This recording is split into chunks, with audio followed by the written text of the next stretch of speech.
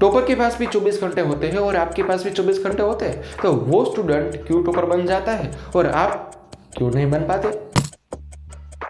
सिर्फ 2 घंटे पढ़ के आप 98% ला सकते हो।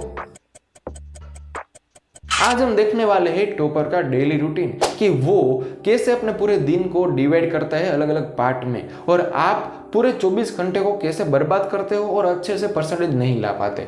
तो आइए स्टार्ट करते हैं। 24 घंटे में से पहले 7 घंटे आपकी नींद, और आपके लिए 7 घंटे नींद इनफ है, ये साइंटिफिक रीत से प्रूवन हो चुका है। उसके बाद 6 घंटे के स्कूल, उसमें 5 घंटे के स्कूल और 1 घंटा घर से स्कूल और स्कूल से घर आने जाने का। उसके बाद 3 घंटे का होमवर्क, क्योंकि 2 घंटे से तो आपका होमवर्क नहीं होने वाला और 2 घंटे में आप होमवर्क कर भी नहीं पाओगे, इसलिए 3 घंटे होमवर्क के लिए। उसके बाद 3 घंटे में से 2 घंटे कोचिंग और 1 घंटे का होमवर्क। उसके बाद भी 2 घंटे पूरे दिन में से ब्रेकफास्ट, दोपहर का लंच, रात का डिनर और सब 2 घंटे के अंदर, और 1 घंटा जो आप खेलने का या फिर मोबाइल में गेम खेलने का या टीवी देखने का, जो अपने हिसाब से बाहर घूमने जाने का, वो आप 1 घंटे में कैलकुलेशन कर सकते हो। फिर भी आपके पास पूरे 3 घंटे रह जाते हैं। अगर उस 3 घंटे में से अगर हम 1 घंटा निकाल दे, फिर भी आपके पास बच जाते हैं 2 घंटे, और ये 2 घंटे को अगर आपने अच्छे से यूज कर लिया तो सोचो कि आपको टॉपर बनने से कोई नहीं रोक सकता। और 2 घंटे वो ऐसे ही नहीं पढ़ना है, 2 घंटे को अच्छे से पढ़ना है। अगर आपने 2 घंटे अच्छे से पढ़ लिया तो आपको टॉपर बनने से कोई नहीं रोक सकता। 98, 97, 99 जितने भी परसेंटेज से आपको चाहिए वो आ जाएगा, 100 से ऊपर नहीं।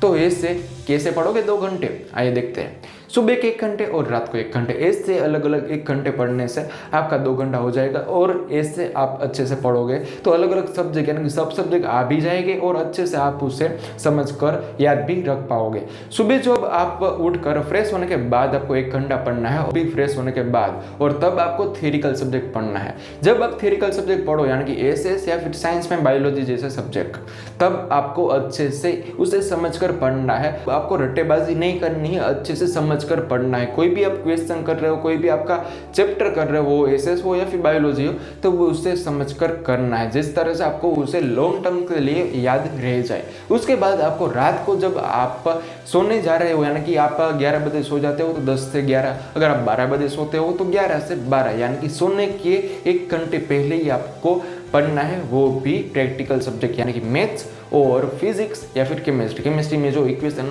बैलेंस करने वाला चैप्टर यानी कि फर्स्ट चैप्टर, फिजिक्स में जो न्यूमेरिकल वाले चैप्टर होते हैं वो सब, और मैथ्स के अंदर जो पहले इजी वाले चैप्टर है वो आपको पहले लेने हैं करने के लिए, प्रैक्टिस करने के लिए। उसके बाद थोड़ा सा टफ, उसके बाद थोड़ा टफ है कि ऐसे ऐसे करके आपको हार्ड चैप्टर की तरफ बढ़ते जाना है। और हाँ, सुबह जब आप पढ़ रहे हो तो भी आपको नींद आ रही तो अब आप चलते चलते पढ़ो या फिर आप चेयर के ऊपर बैठ के पढ़ो, कभी भी बेड के ऊपर बैठकर नहीं पढ़ना है। रात को प्रैक्टिकल सब्जेक्ट यानी कि मैथ्स और ऐसे सब्जेक्ट करने के बाद आपको तुरंत सो जाना है, फिर मोबाइल या टीवी वगैरह नहीं देखना है। रात को कभी भी मोबाइल या फिर टीवी देखने के बाद नहीं सोना चाहिए, क्योंकि इससे आपकी आंखों को भी दिक्कत होती है और माइंड को भी दिक्कत आने लगती है, इसलिए रात को कभी नहीं देखना चाहिए। रात को पढ़ने के बाद तुरंत सो जाना चाहिए, क्योंकि पढ़ने के बाद तुरंत सो जाने से आपका जो पढ़ा हुआ है वो लॉन्ग टर्म मेमोरी के अंदर सेव हो जाता है। अब आप अपने हिसाब से टाइम टेबल सेट कर सकते हो, यानी कि पहले वीक के पहले 3 दिन यानी कि मंडे, ट्यूसडे और वेडनेसडे, यानी कि सुबह जो 3 दिन है, सुबह के 3 दिन आपको एसएस पढ़नी है।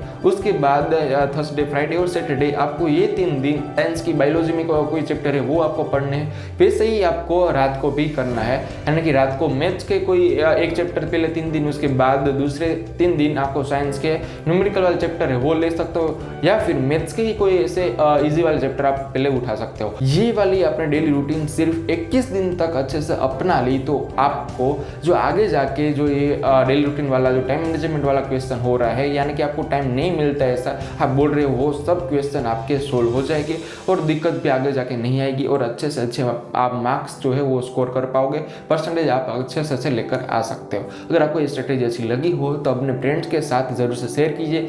Thanks for watching.